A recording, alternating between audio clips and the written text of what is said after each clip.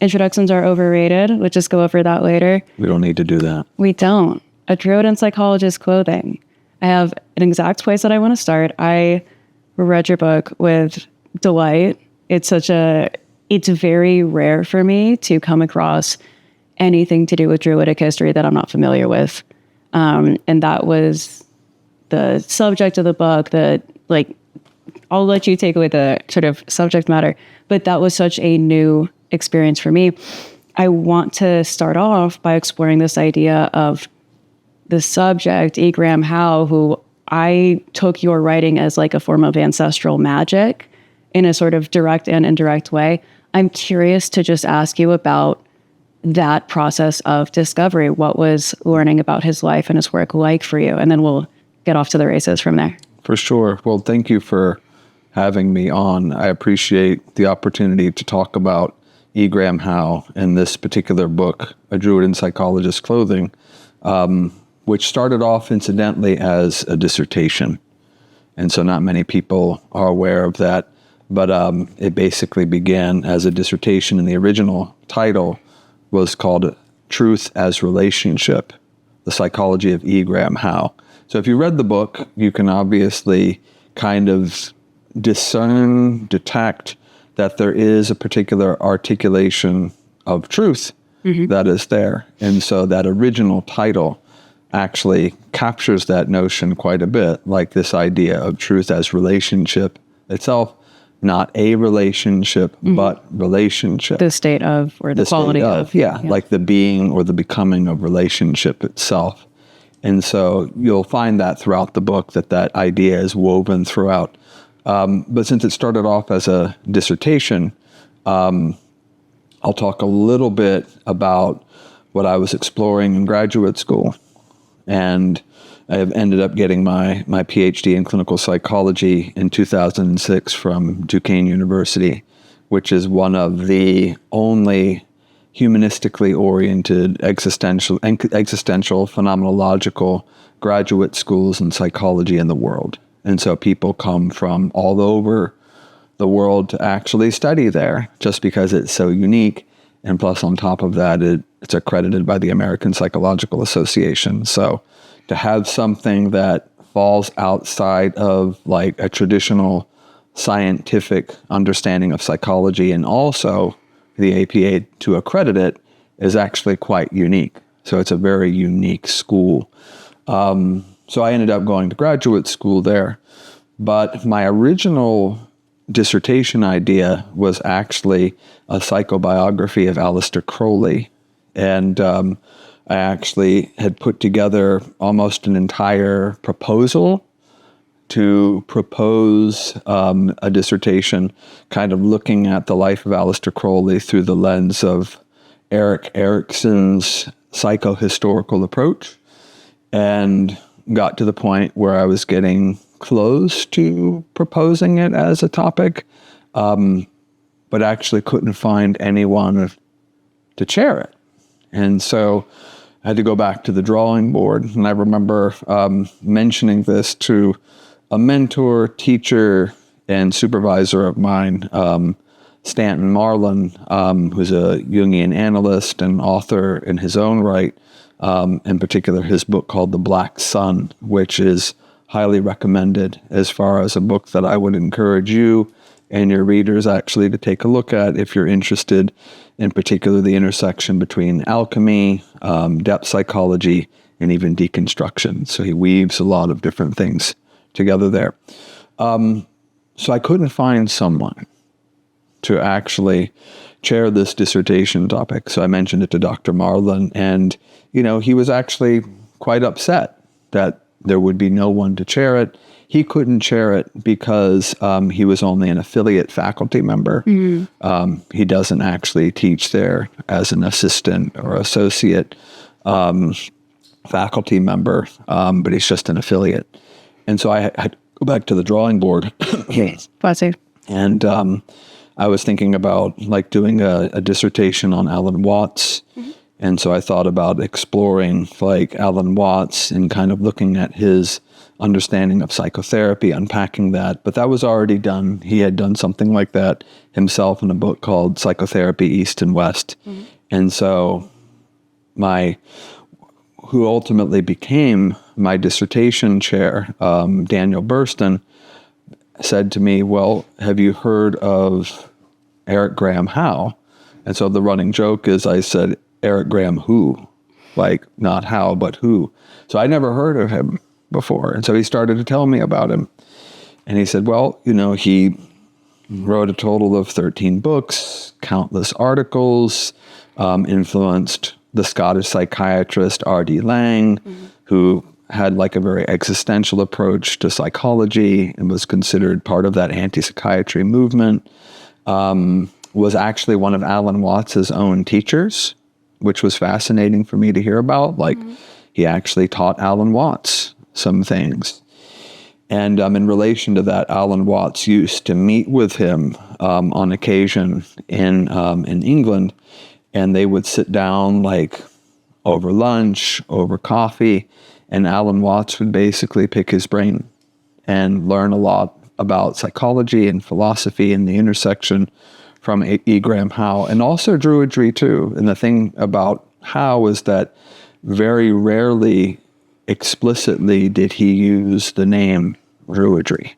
Well, all that is very classic to, I would say, the spirit of Druidry is like, it's not going to be broken down in some very explicit, like 10 Commandments type situation. It's, as you're saying, in conversation, in relationship, it's in this like bardic dialogue. And as your initial title, I think your initial title is a lot more direct towards what it is, but you would have to kind of already know to fully grasp that. I am curious, and I would very much like for you to continue.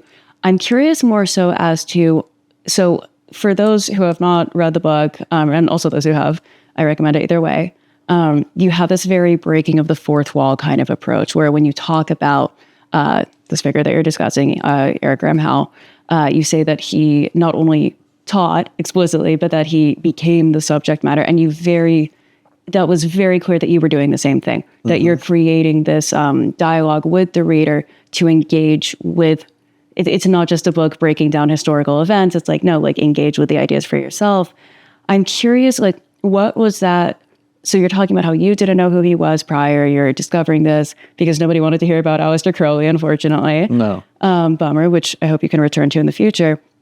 I'm curious what your initial interfacing with Howe as a figure was like. Because in a sense, like so when I say ancestral magic, in my own primal Druidic sense, it's my observation that ancestral magic is not necessarily like, only relegated to your blood ancestors, to your, or worship in a traditional sense. It's a relationship of reverence, of learning, of dialogue with people living and dead who maybe blazed the trail that you're on. And in a sense, given your like psychological foundation, like your academic foundation, I could see how as like an ancestor to you in a symbolic and other senses. So I'm curious what your initial symbolic introduction was like. Well, yeah, since I had never heard of him prior to like Dr. Burston bringing him to my attention, I had to spend a lot of time actually acquainting myself with his work. And to be frank, prior to reading Howe and learning about his life, I didn't know too much about Druidry, to be honest. So there's a way in which he served as an introduction to Druidry for me. And since then, I've learned much more about it, particular through John Michael Greer and his writings. But prior to that, I hadn't really studied too much Druidry. So I had to acquire all of Eric Graham Howe's books, which they were all out of print with the exception of one at the time, which was called War Dance. And there's a chapter in that book on Howe's psychology of war that I highly recommend. And it is quite timely, I think, at this point in time in our own history for people to kind of explore Howe's notion of war and his psychology of war. So I had to acquaint myself with his writings. I had to get in touch with people that knew him. And so that was a challenge too, because Howe had since passed away. he had died like in the early 70s, and there was a way in which there weren't too many people that knew him that were still alive. And so my dissertation director, Dan Burston, had put me in touch with John Heaton, who actually, you could say, was someone that kind of situated himself within that lineage. And so he was a living embodiment of that. And the only one, to my knowledge, that was still alive at the time. And so I was able to get in touch with him. I was able to correspond with him and ask a lot of very like unique and individual questions that I couldn't necessarily find in the books. And so I reference Heaton on occasion throughout A Druid and Psychologist Clothing. But I had to learn how from scratch. Bought all of his books. They were all out of print except for one. And so devoured all of his writings. And what became apparent is that, especially when I read like his posthumously published book called A Mind of a Druid, is that he was actually talking about Druidry in his non-Druidic works. In most of them, he would never specifically mention it at all. And so like I read that and then almost had to go back and kind of reimagine or look at all of his works through that lens. Very similar to now the way people take up Jung in the Red Book. So the Red Book is a posthumously published book. It was published after Jung had passed away, and that was in accordance with his and his family's wishes.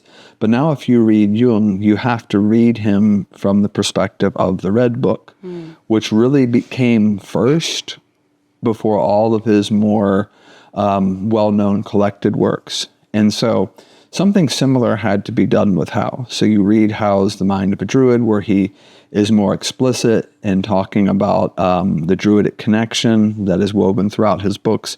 But then you almost have to go back and then read all of his other works through that perspective. So in the original dissertation, there wasn't any real explicit mention of Druidry.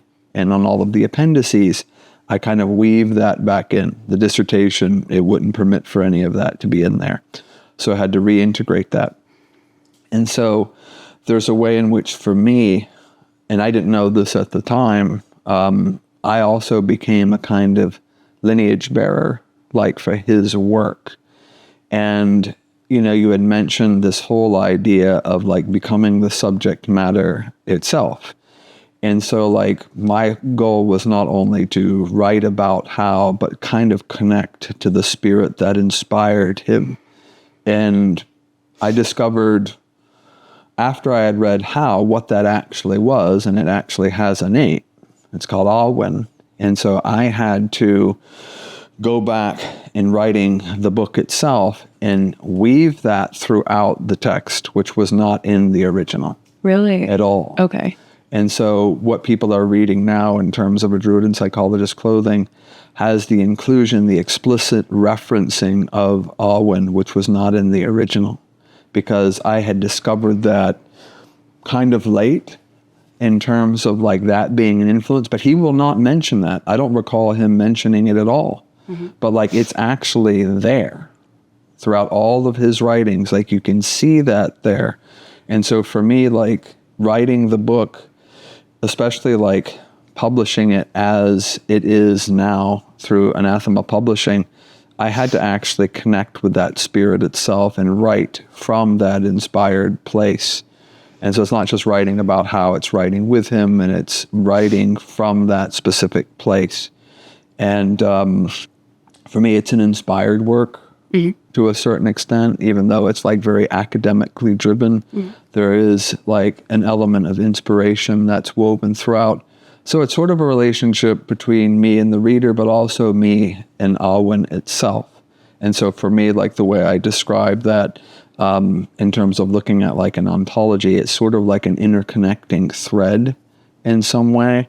And it's the very act of like transforming nothing into something. And so like that's kind of what I'm doing with this book without necessarily being overtly Druidic about it myself. Like it's there, but like in becoming the subject matter, you don't necessarily have to explicitly mention what it is. And that's the beauty of it for me. that you can draw your own conclusions, Right. and that every reader can, because they have to participate in the creation of knowledge itself. Well, something that I just enjoy, like given that this is obviously like my passion and my particular special interest, is I would say that's deeply consistent with the spirit of Druidry in that it's, in my opinion, very much like a mystery tradition. It's taught in riddles and in story and in poetry, and how you, even what I'm about to say, like comes from like a perceived speculation of a myth, like it's not broken down.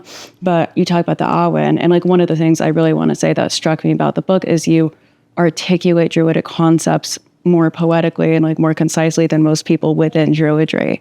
And I think for me, it was very apparent that you were having your own direct experiential, like interfacing with those ideas for yourself. For one or two, that makes it a more easily accessible inroad for the person reading it.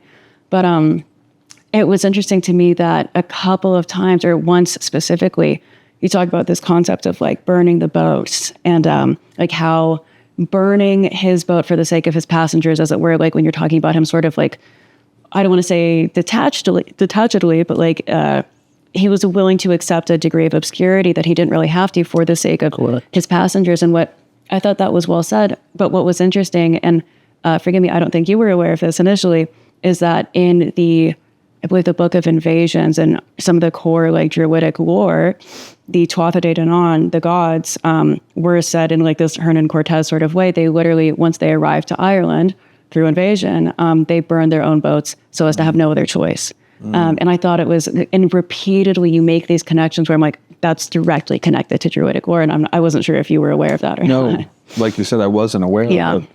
And if there's ever a second edition, that will be included. I think it should whether be. it's woven throughout the text or in like the footnote itself. And so like, but it's interesting to think about that, like from the perspective of even like a collective historical psyche. Like there's a way in which I didn't know, but knew at the same time, right? And so like what you're describing is something that may have been present but concealed in some way. So there was a way of talking about it, but not knowing like the specific lessons. And then of course you're reading it and you're going, oh yes, of course, that makes sense. There's this whole reference and this whole myth about burning of the boats itself. And I think for how it is true, like there was a way at that time where like really to be considered a credible psychotherapist, one adopted a very psychoanalytic, a very Freudian kind of paradigm. Right.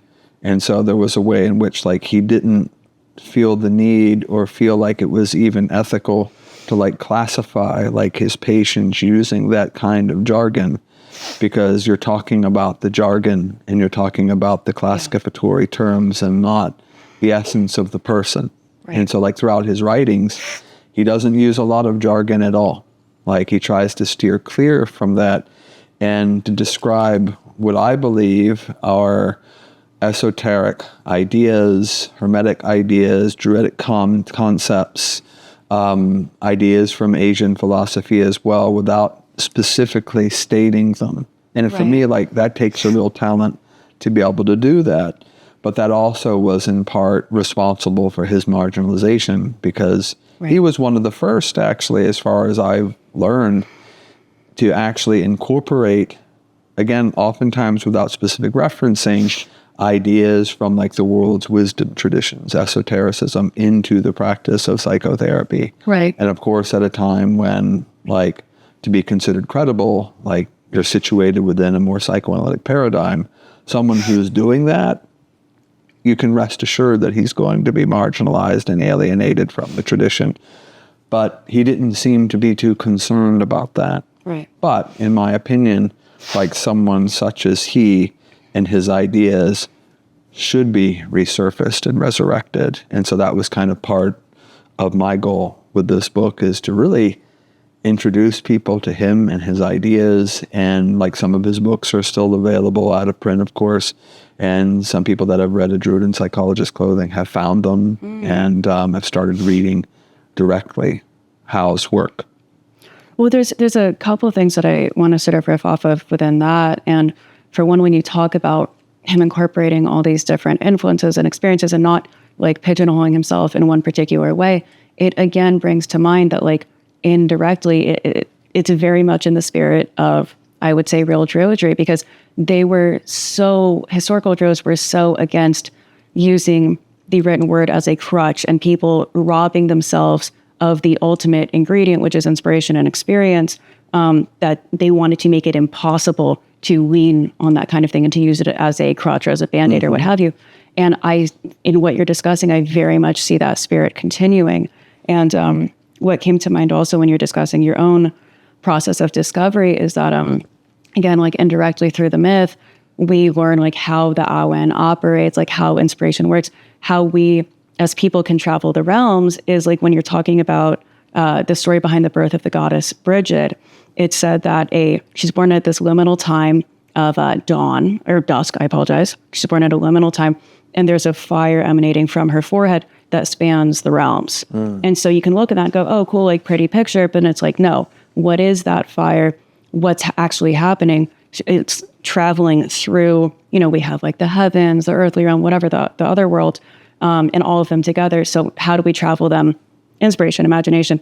What brings us there is that fire in the head, literally. So that's, again, case in point, like they could have just broken down, like imagination is how you like whatever, but it's through picture, it's through story, and just like discussion. So absolutely. Yeah. And I think, there's a way in which this particular work and Howe's writings in general is something that's very much connected to that fire, that's connected to that flame, and just thinking about like, the different spheres and circles of manifestation and all of that, which is obviously very important.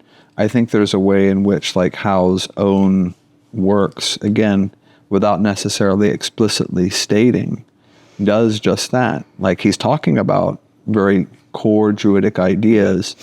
And for me, that was the joy of discovery, is just going back. And even like with the second edition, like you could footnote it quite a bit.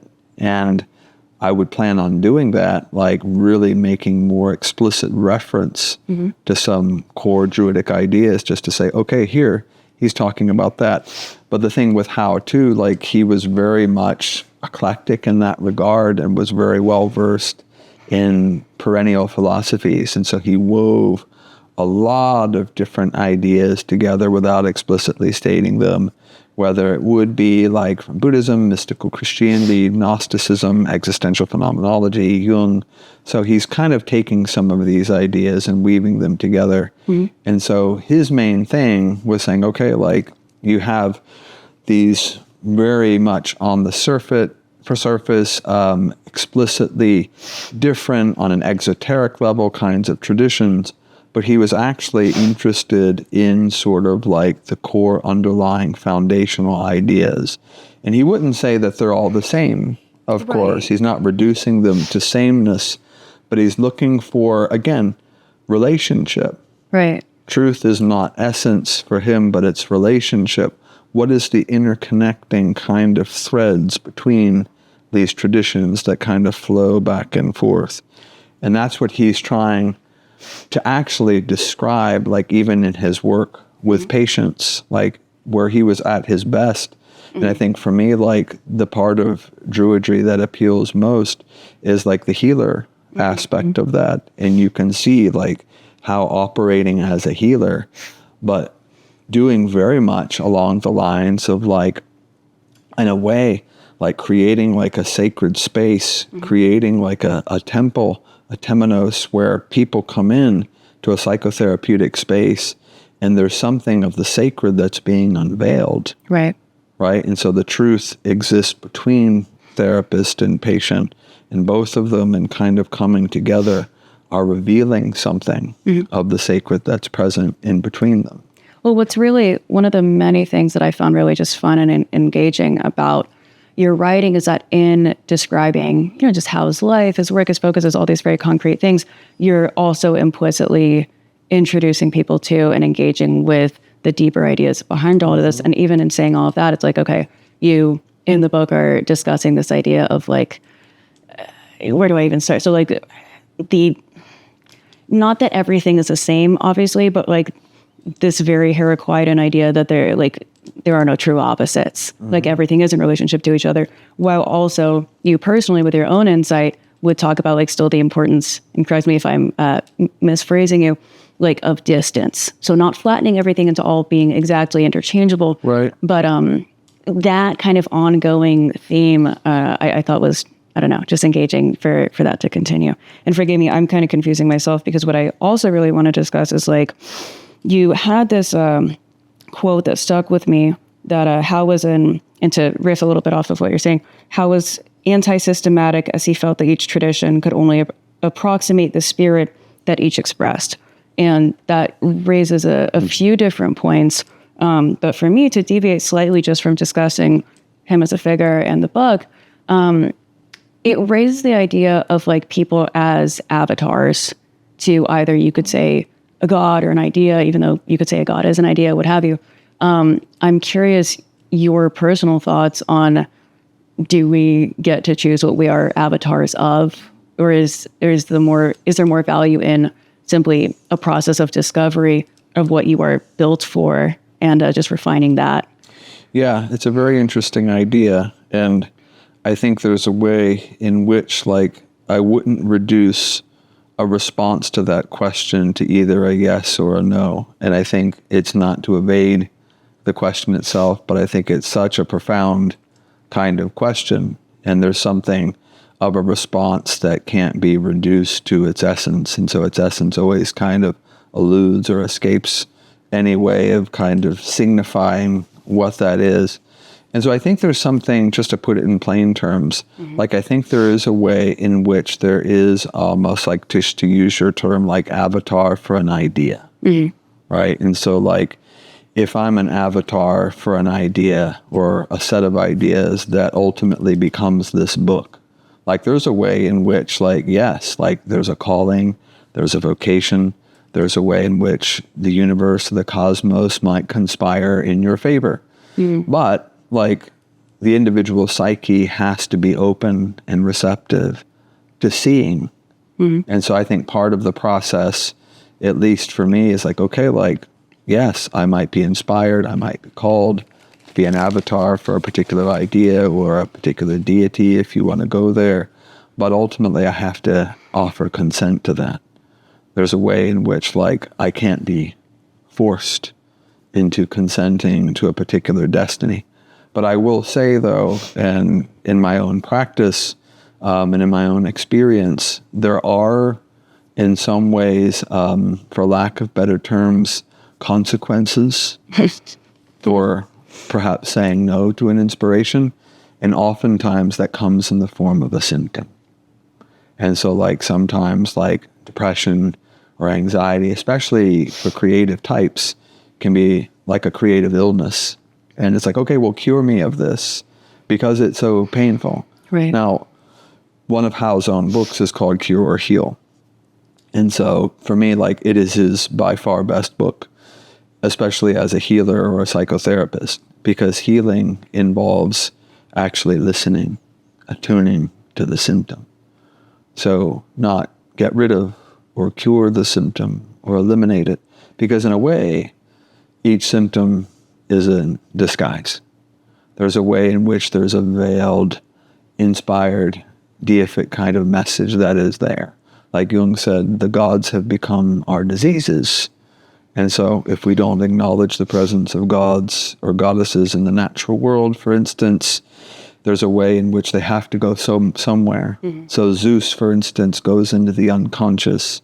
Poseidon goes into the unconscious, like just to use sort of that Greek system of thought, and then presents itself in the form of a symptom that invites the individual to attend to it.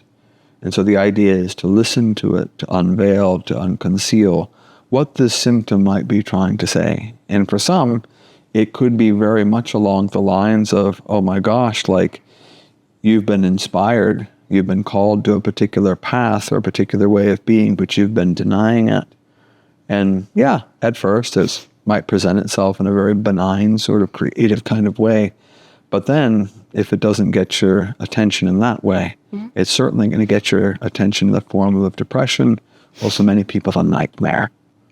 Well, So the nightmare wakes people up like, oh my gosh, this is horrible. This is recurring. I'm suffering. My life is, I know it is coming to an end. I must go to the psychiatrist or the psychotherapist to cure me of this symptom, get rid of it. Yeah, forgive me. So something that I feel like that all of those themes like evoke for me and that you might find interesting is in not just like Druidry specifically, although you could say that in Celtic mythology, there's this concept in Irish magic of like what's called a geis. It's spelled Geis. And people, the few who even talk about it will often mischaracterize it as a death curse or as a hex. But that is not my reading whatsoever of it. I will spare people the full breakdown of the various stories involving geis. But like, for example, like my patron goddess has this ongoing love-hate, tempestuous, highly dysfunctional non-relationship with this berserk, like the Irish berserker, this mortal hero Cuchulainn. And this is what you're discussing. I feel like a lot of his story is a mythic iteration of that playing out, because essentially, so he's built for action, he's built for war from a small child, like highly gifted in violence and the art of war. He's trained as a warrior. And he, very early in his life, hears this prophecy that whoever claims this particular sword will have a life of like great renown and fame and whatever. He picks it up before hearing the end of it, which is a classic, very Achilles sort of like, but will also die young and horribly. But it's too late. He's picked it up. Anyways, my goddess takes a huge liking to him because she's a goddess of sovereignty. He's like this perfect, instrument in many ways.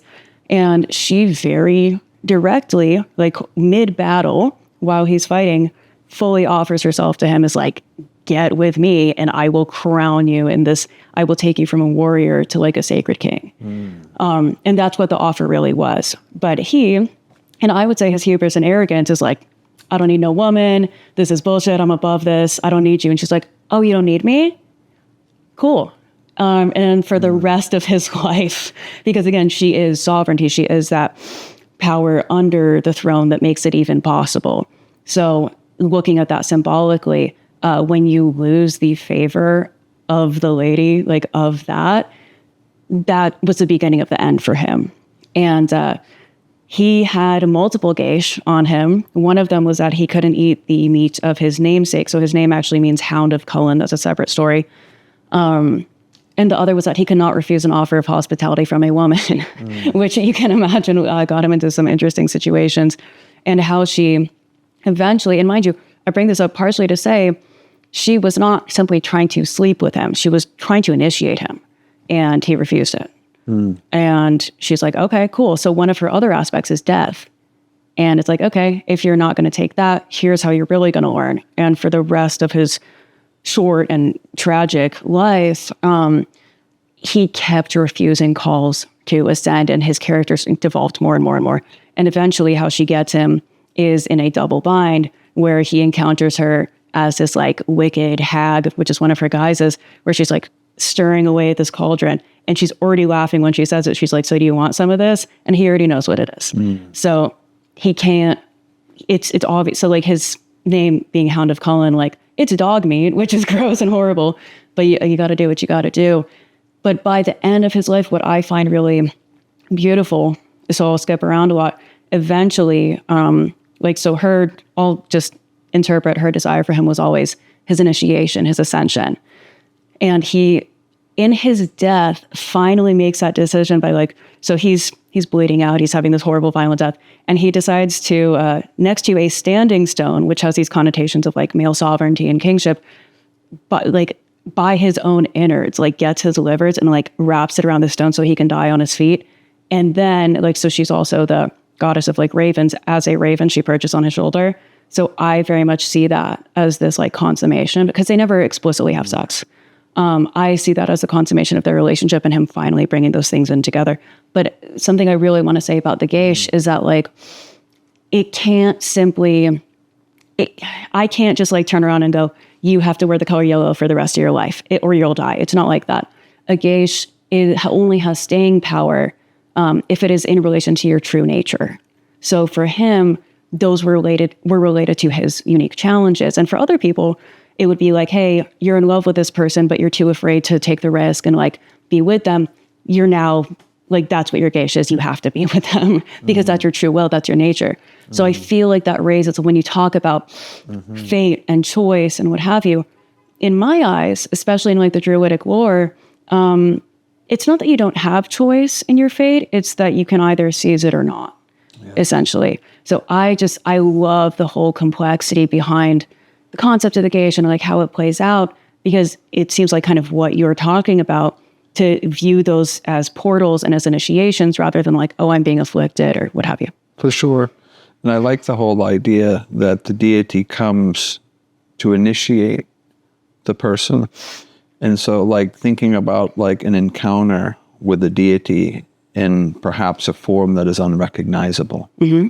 And so as a good psychotherapist, as a good healer, I think part of it is in some way helping, whether it's an aspirant, whether it's a patient, kind of unmask the deity and to actually see, to use your term, this symptom as an invitation toward initiation. Yes.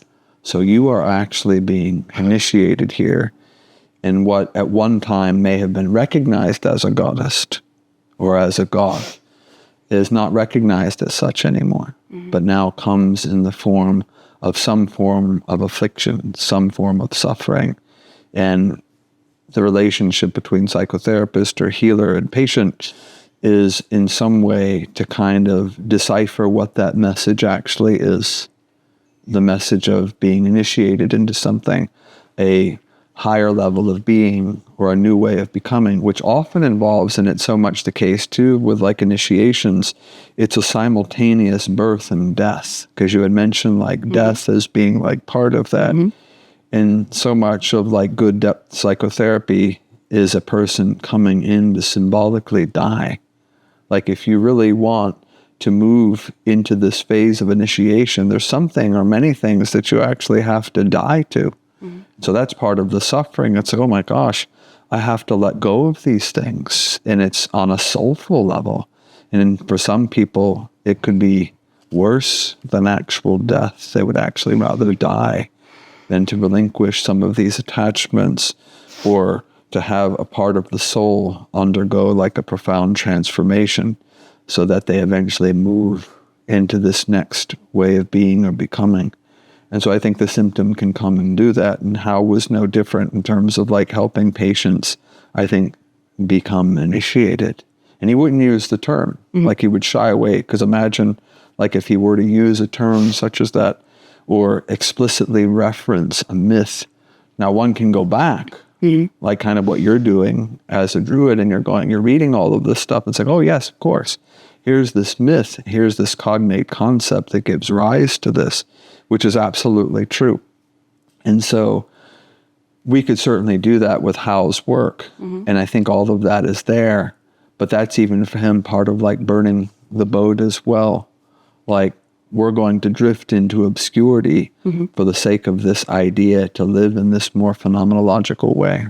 Well, and also, I mean, so when you're talking about how he's not using these terms explicitly necessarily, like one of the many things I really enjoyed is your sort of illustration of like he made even Carl Jung look like an overly stiff academic type, which is very much like not true. And especially like Jung in comparison to Freud or whoever else was seen as a little kooky and on the mystic side of things.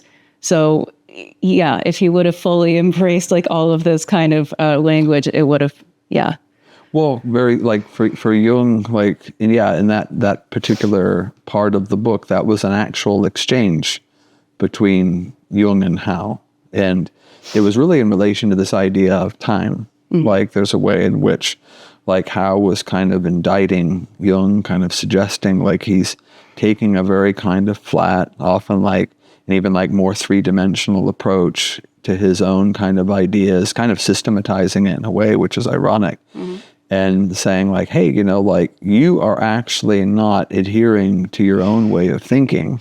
And it was very bold, like who is he to come in and say this to Carl Jung? And you can imagine like the scene, with Hal doing this.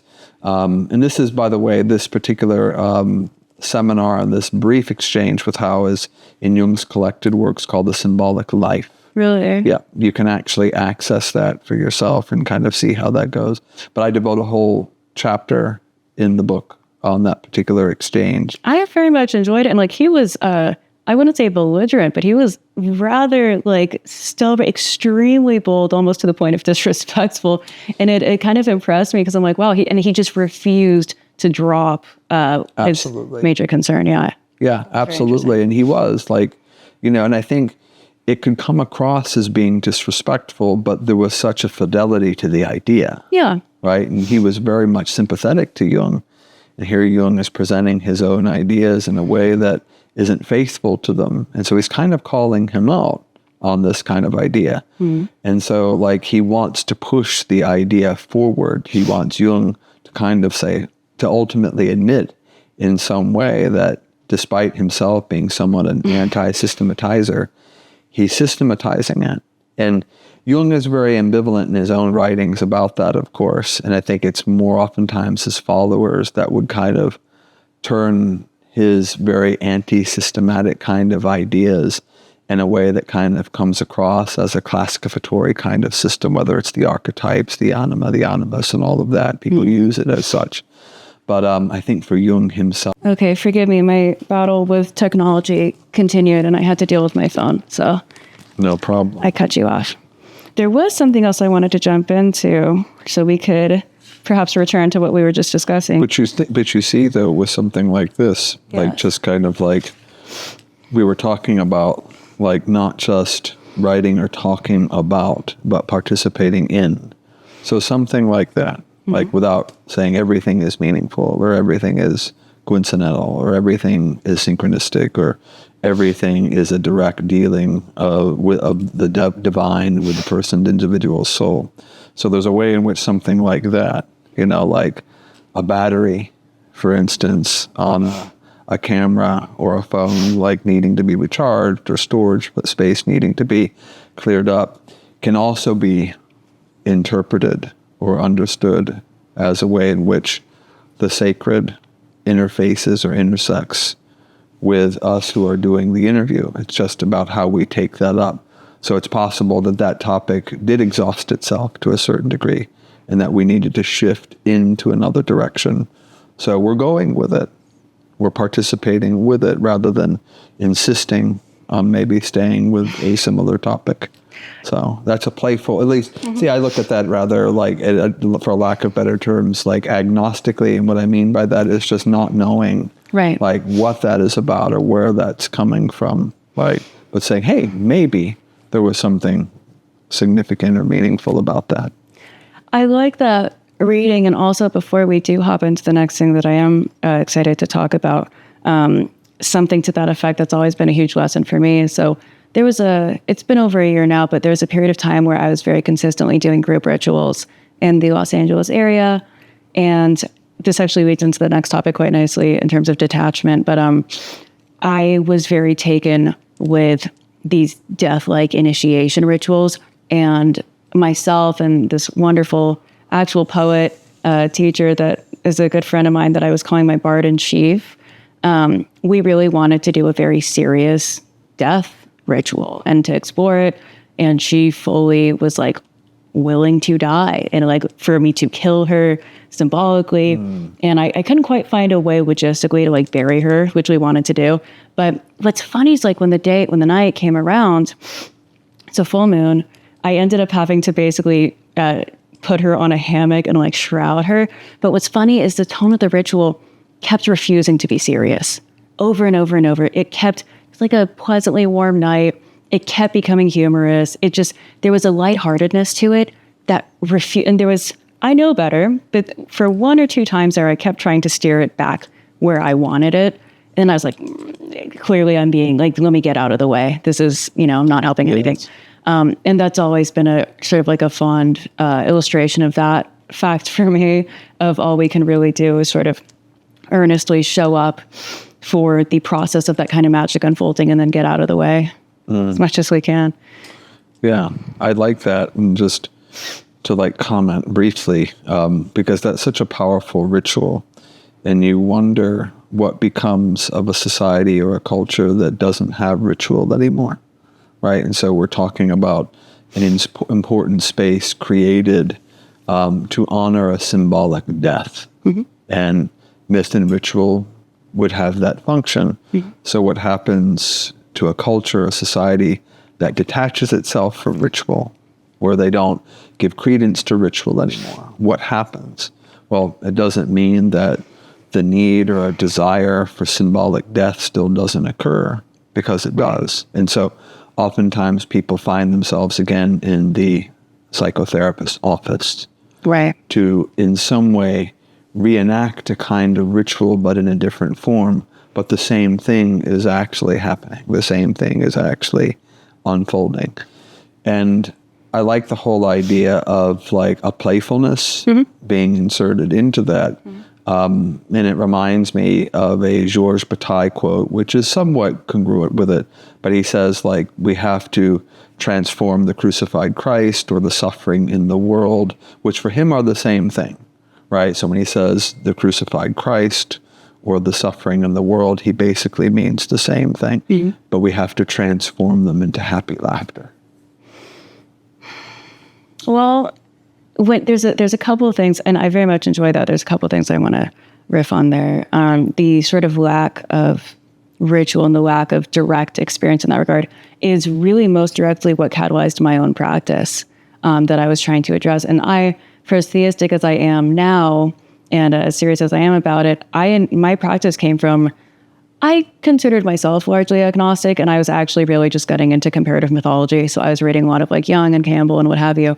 And it just became a conversation. I approached it as a sort of one way, let me just learn about story across time, because I recognize that humans kind of need this.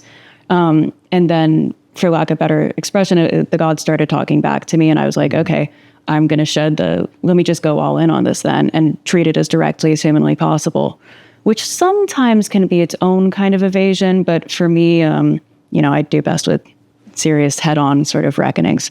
So, but what you're discussing is precisely what made me start practicing. And this is sort of another conversation, but why I think paganism in some variety or like a serious practice is not only like viable now, but deeply important, because it's a way of addressing that. Although personally, I feel like the label has become really destructive at this point, because it entails something, forgive me, like profoundly unserious, unfortunately, for a lot of people, where it's this like playing dress up and like this self-aggrandizing, like wanting to be seen in this like, I'm this goddess or I'm this whatever. And that's getting lost in the weeds. That is no longer about what it's really about. But that's its own sort of topic. For sure. And like, to honor kind of what you said, like, if there's a way in which, let's say there's an encounter with the numinous in the form of a god or a goddess, that's something that in many ways is not something to be taken lightly, or to walk around and just say, well, like, I'm an incarnation or an aspect of this deity or that deity, as if it were some kind of trivial fluff. But it's quite disturbing to have an encounter with a deity. It's not something that is oftentimes typically pleasant. It can be very disruptive. It's very disturbing. It can be world-shattering, world-changing, world-transforming. And as we said before, if the overall invitation is initiation, there is something of a death that's being called for there. Like, yes, like there is an opportunity to become and to move into, for lack of better terms, a different way of being in the world. But there's an invitation to allow something to die and to maybe participate in that death, or to allow this encounter with an otherness to actually partake in this transformative process, which can be very painful. So when people oftentimes come for healing, specifically in a spiritual or a psychological way, there is a death component to that. And many of the myths, many of the narratives, many of the stories, the folklore, East and West, past and present, deal with these same sorts of themes. Well, I think, and especially with the idea that like myth and ritual are two sides of the same coin, what is such a powerful invitation, as you're saying, is just diving headlong into that ordeal, into that confrontation, like, and seeing it, as you're saying, as an invitation. And that sort of like segues into a theme I really, really enjoyed in the book, you talk about the acceptance of suffering, but very much not masochism, like not having it become its own, forgive me, like sort of Catholic, like delight and like self-flagellation in some way. But like you talk about Howe's idea of like the acceptance of the negative becoming discipline, quote unquote. And something I wanted to ask you is, what is the line, my horrible handwriting, what is the line between a sort of like life forward, almost like vital kind of thinking, and not what Howe calls the death-like negative view, and also like not this sort of like delusionally toxic positivity, new age, like live, laugh, love kind of, forgive me, bullshit. Let me toss that in general at your way. Yeah, I mean, it's a really good question, because it certainly isn't like a form of masochism where there's almost like this subtle or maybe not so subtle, or conscious or not so conscious enjoyment of the pain itself. Yeah. And so like you see with a lot of various kind of ascetic practices, or practices that fall into the classification of self-denial or self-negation, where there is a kind of enjoyment in that. Like there is a subtle like joy in being wrought with pain or suffering, Yeah. or denying oneself, or denying the world, right? And so he's not necessarily talking about that. Right. So, but there is like this importance of like negation itself, like so accepting something of a negative force or a negative impulse that comes. So we were just talking about like an encounter with the numinous where there's an invitation, and that invitation is initiation. So the principle of negation is always there, because Right. it's going to require that something be transformed. Something must die. Something must be relinquished. Something must be let go of. And it's oftentimes really not that like ambiguous in Right. terms of what it is. It can be very quite clear, and it's as plain as day, but it's just simply concealed, and it needs to be unveiled. But once the individual often recognizes what it is that needs to be negated or transformed, then it's like, okay, well, now here's your path. Like, are you going to accept this? Are you not? Like, you still have that choice at that point. Right. And so, like, okay, so if that's part of the path, like, well, I do need to be bloody disciplined at that point. Like, all right, like, you almost become, you're not so much like in quest of happiness. That's not what he's after. Right. This isn't the pursuit of happiness at all. It's almost like, in a way, like being obsessed or being possessed, but in a way that is disciplined, where you're moving towards something, you're moving towards this transformation, you're moving towards this initiation that requires you to say no to many other things, as a way of saying yes to this one thing that is calling you. So I think that's part of what he talked about. But the psychotherapeutic space, the ritual space, if you will, is a way in which this process can begin to unfold itself. And so like for Howe, it wasn't just like we have this ritual space and that's the place where magic is. Like for him, Right. like true magic, being a druid, is mastering the art of common sense in some way. And so it's like, okay, Very like practical. Yeah. how do you practice a kind of druidry that's a way of being and a way of becoming? And so that for him is like everyday life. And so like even what we're doing now, like, yeah, there's a way in which this is a ritual. This is a form of like honoring the sacred. Where two or more are gathered, there I am also. So it's a sacred space where a kind of deity can be honored. In psychotherapy, the deity often is Psyche, right? Who's always in connection with love. There's Eros and Amor that's always connected with that. But that's the deity that we typically, and also, you know, Mercury as well, Hermes, like that's another one that's honored through that process. But there's a way in which just kind of getting back to that idea, like acceptance and discipline go hand in hand. It's accepting the negative in pursuit of one's higher calling, Right. and saying no to so many things. What I really enjoy, though, is even with full knowledge of that, there is a very, what I would call vitalistic sort of rejection of asceticism that I personally very enjoy, because I happen to believe that, like, and I'm for spiritually confrontational experiences. I'm for what you are describing, but I happen to think asceticism in almost any form is deeply poisonous and a way of divorcing people from life. Because why are we here? Mm-hmm. Like there's certain levels, by all means, like take vows of silence or celibacy, like have periods so you can achieve some kind of mastery. But what I really love is this repeated pointing towards life and not evading it or avoiding it or trying to escape in various ways, which you can even do in the form of like this like spiritual asceticism thing, which maybe you could just call spiritual bypassing. But mm-hmm. I really enjoyed the his sort of extended quote that you included of like people who are too high on the mountaintops to see the earth below and to experience life for themselves, because that's, again, like something I love about Druidic they're discussing is it's for practical life. Like the idea is not to separate yourself, and even like, mind you, there isn't like a separation between a priest class or, because Druidry isn't casual, it's for priesthood. I think people today forget that. But that, again, like at the risk of being redundant, it's a separation only in the level of devotion and in the level of ongoing relationship you have with what I'll just call the powers that be. But it's not like they're, missing out on any factor of life. As as Howe said, they included Druids were masters in the art of living. Mm-hmm. So all of that very much struck with me. And forgive me, I want to find in my horrible writing something else I wanted to bring up. We talked about the 12th day Danon.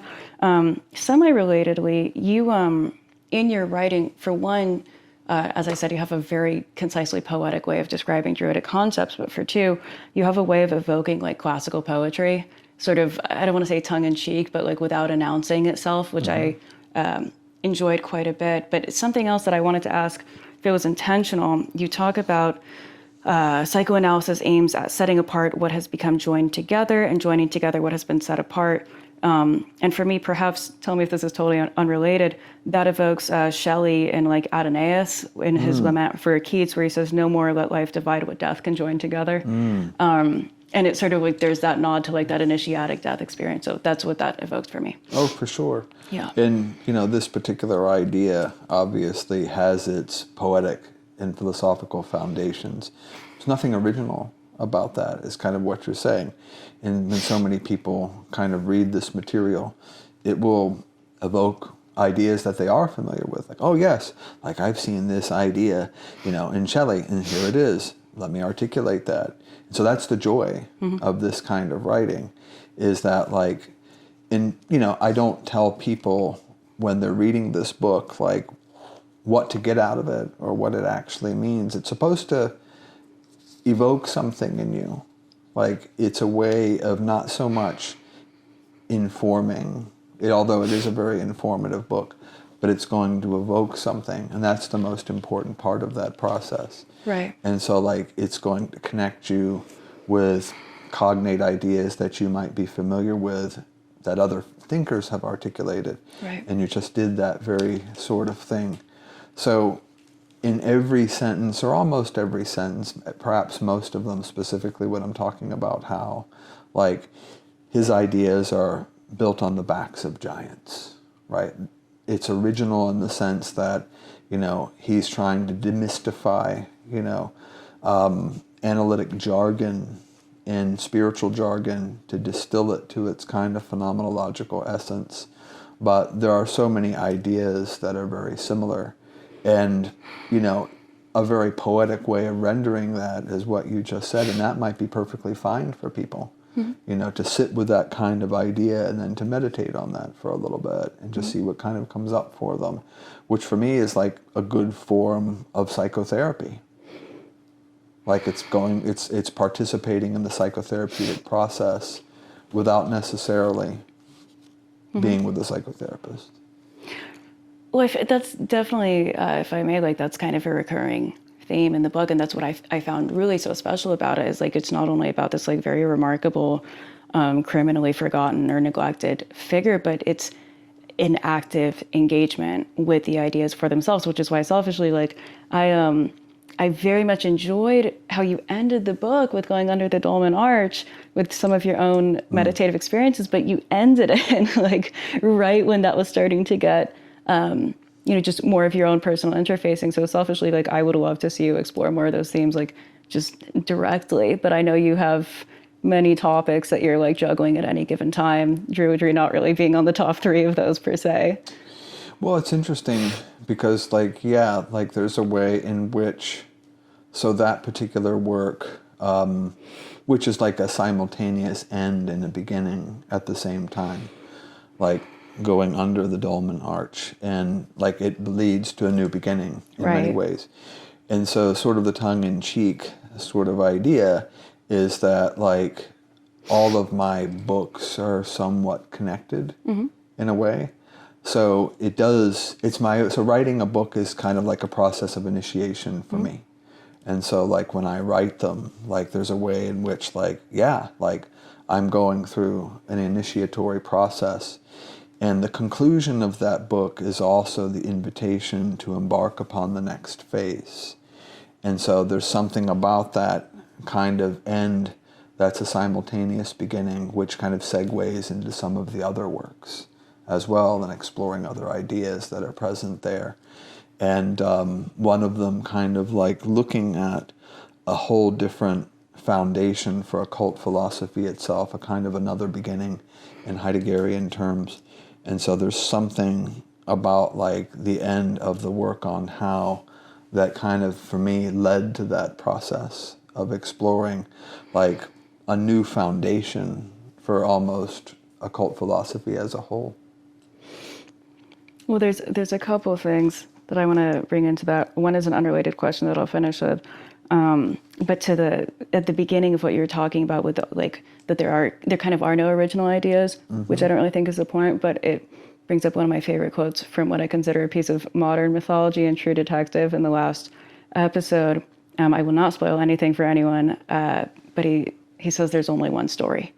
And it's, I don't think the point is to try and reinvent the wheel, and but simply to connect with what has already been there. And one of the, you could debate on how accurate this figure of like Mogruith, which I'm probably mispronouncing, Slave of the Wheel, this historical figure of a druid who like went around in like leather chaps and feathers and like very flamboyant, like cool battle magic wielding sort of character. But I don't know, as you're talking, it brings up this idea of like the wheel and time, which you've already kind of tapped into. And this is, in my mind, related. I apologize if it isn't in reality, but you return a lot in the book to this idea of the abyss and like referencing the abyss. And I simply wrote when I was reading it, like, where is the abyss? Because you also, like I think I already touched on, you have this like interesting way that you talk about distance, where like you're both, there's this Heraclitean idea that there are no opposites, but at the same time, not everything can be flattened into the same experience. So where is the abyss? How does that come into this idea of like active relationship? Well, ultimately, the abyss for me is the foundation of everything, and it's everywhere to a certain extent. And so it's sort of like the ground that has no ground to support it. So obviously with metaphysics, there's always a search or a quest for like this idea of a fundamental ground. And at some point you kind of arrive at a notion. And for me and for many others, it's this idea of the abyss, right? And this is a foundational kind of idea for me, in that there's a way in which there is a groundless ground, and you almost have to resort to like paradoxical language to be able to describe it, because it's an idea or a concept, or at least just a signifier, if the term abyss can be taken up that way. It signifies something that can't really be put into words. It's irreducible. So there's something that escapes signification there. So we have to rely upon poetic, paradoxical, contradictory sort of language and terms to be able to describe it. But it is the fundamental groundless ground of being itself. It's you, it's me. And so oftentimes without knowing it, when there's like a true spiritual encounter, or when there's a true like spiritual connection, there's a way in which the abyss is speaking to the abyss, right? And so like if we're in authentic, true relationship, there's a way in which it's the abyss in me and the abyss in you coming in contact, right? And that's a very powerful kind of idea for me. And it's mutually transformative when that's the case. And so when we're having a conversation about, the fundamental ground of being itself, or when we're talking even about Awen to a certain extent, like there's a way in which there's something of the abyss even in that. And it's not like this terrible thing, like, oh my gosh, like I'm descending into the abyss or I'm crossing the abyss. Mm-hmm. And, in a lot of the magical traditions, it's the fundamental aspect of this apotheosis of initiation that one crosses the abyss. And when one crosses the abyss and they get to the other side, there is a state of illumination, there's a state of enlightenment. Oftentimes the higher stages of magic are associated with that crossing. Mm-hmm. And very few people actually are said to do it. And oftentimes it can lead to madness. Like one can actually go insane with this kind of encounter. And so it's not something ultimately to be taken lightly, of course. But there is a way, I think, to have a conversation or a dialogue with someone in which there is something of the abyssal ground that is moving back and forth between people. So when you and I, for instance, are speaking or communicating from that place, there's a way in which we're giving birth to something at the same time. There's a co-creative process that is happening there. We're bringing something from nothing, right? There was, it starts off like with a kind of like nothingness, a groundlessness that gives rise to something, and something comes in its place. And we're creating, like as we're actually doing that. And for me, like the abyssal ground is everywhere. Well, I feel like that's a very apt answer. And forgive me, there was something that I wanted to point out as well that's evading me a little bit. So I'll have to just let inspiration pull me elsewhere, but thank you. Okay, so I've just cut out about 30 seconds of me hemming and hawing, but what I want to get into a little bit, so to riff off of that directly, talking about where is the abyss, that it's a non-tangible, it's obviously not a location. I was just genuinely curious what you would say and what your take on that was. To me, that kind of segues into something else you repeatedly reference of like the Grail and this idea that like we end where we began. And especially I enjoyed the moments of like sifting out your voice from Hal's and like your insights versus simply what you're describing. And for me, like every time you would say something like, we end where we begin, the Grail is present the whole time. What is the point of, and this is not in a diminishing way, but like what is the role of either psychotherapy or like a magical practice, like ritual, like insert experiential process here? Like what is the role of that with the knowledge that like it's whatever it is there the whole time? Unconcealment, releasement. So the idea, this Greek idea of truth, aletheia, which is unconcealment, like something that is hidden and you ultimately reveal it, you disclose it in some way. So with that particular idea of like the Grail being always already present and one doesn't really need to go on some quest to find it elsewhere, like it's very similar to the idea when Jesus says the kingdom of God is within you, waiting for you to find it. Right. Like an oft referenced, quoted passage, but very few people really understand that. In the Gospel of Thomas, he talks about splitting a piece of wood and you will find me, lift the stone and I am there. Very Gnostic sort of idea in that regard. And so this idea of the Grail, it's, let's say, for a lack of better terms, it's the true self. Mm-hmm. It's the true will. One's authentic being, if you will, without necessarily essentializing or reducing those terms to like a core way of understanding them. But like ultimately what you're looking for is closest to you, right? And so St. Augustine in the Confessions talks about like God being closer to him than he is to himself ultimately. So it's a very similar idea. So what that means is that, at least for me, whether it's depth psychotherapy or spiritual practice in some form, it's to create a kind of clearing in which that sort of truth can reveal itself. Because it's always, so one of the phrases that Heidegger uses is always already. Like, and so you could say something is always already there. It's already present. It's a matter of simply unconcealing it. It's revealing it. So what is in some way preventative in terms of the patient, the aspirant, the seeker, what is there that is concealing this particular truth? The Grail, for instance, why aren't they able to see it? Why aren't they able to know it? What if it is in fact already there? Which for me is like a very interesting sort of question, but that's part of the work, is to actually unveil it. Okay, I like that answer, and I like that idea. And in Druidry, while we again like don't have some 10 commandments, that's anathema to how it operates. The idea, the reality of not simply not lying, as Peterson puts it, but like the capital T truth is such a strong. It's almost like a magical ingredient of sorts, because with the knowledge that Druidry is inherently relational, the magical practices, like all of it is built on this web of relationship.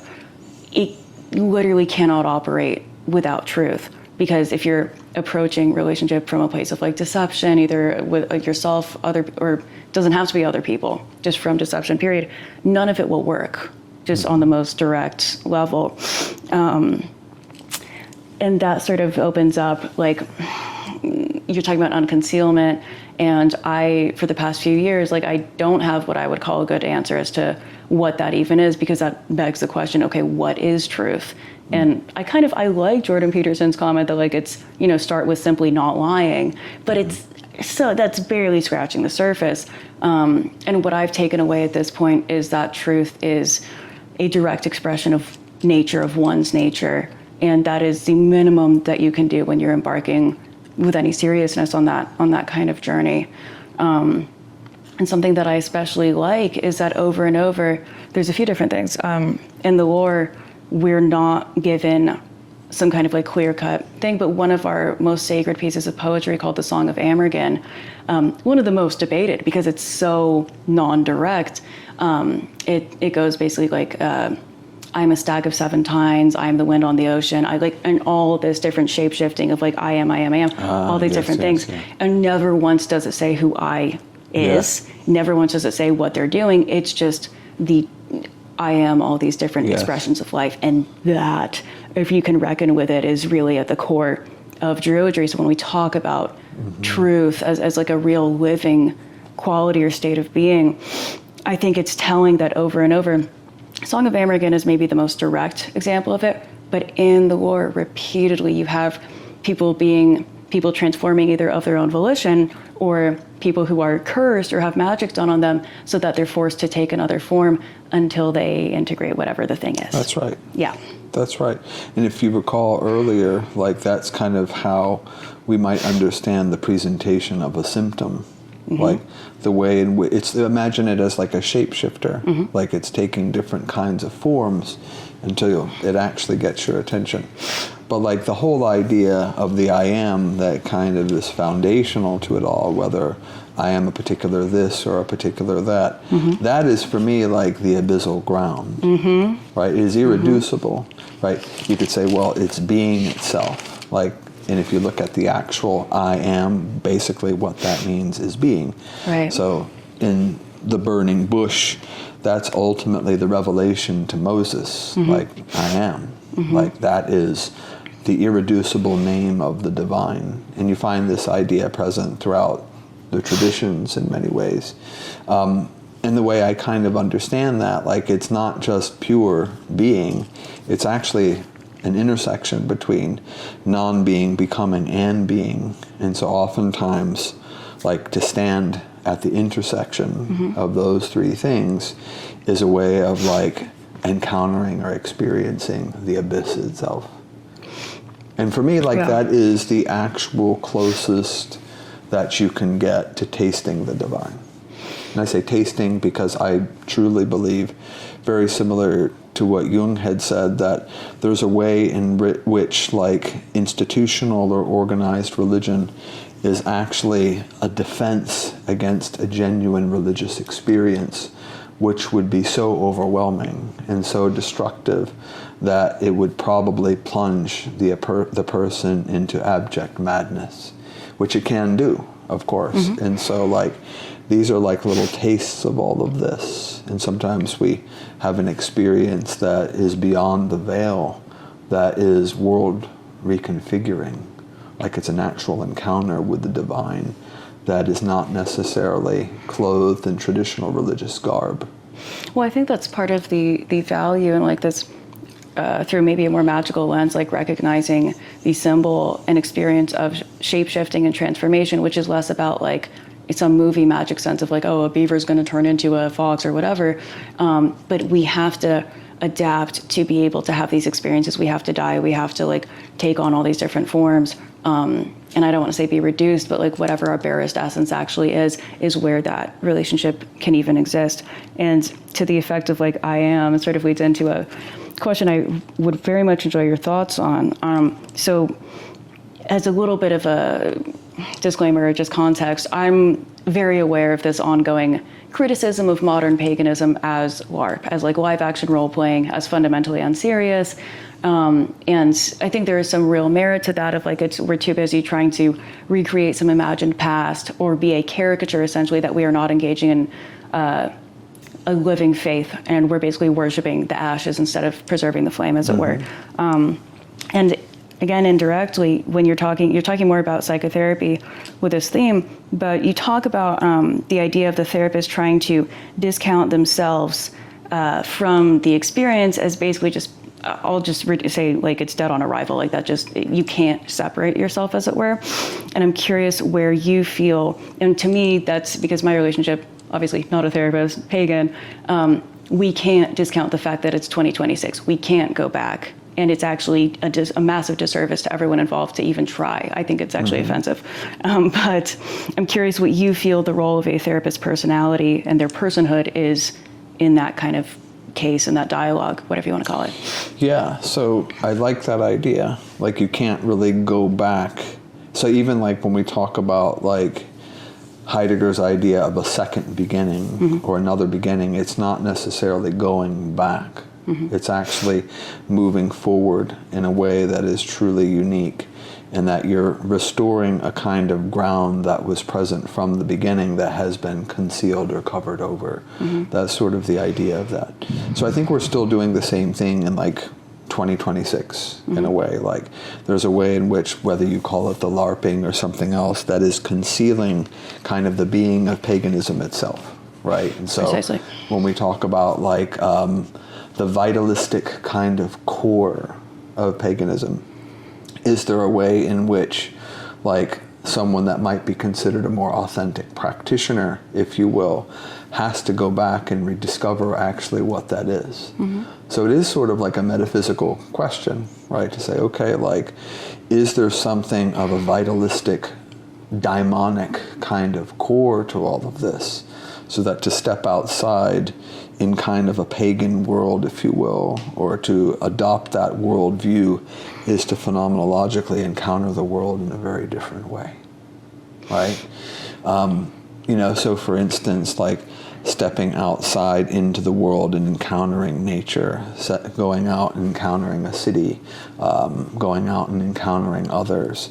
Is there a way of looking at that is very different than, let's say, a more traditional kind of Christian worldview, right?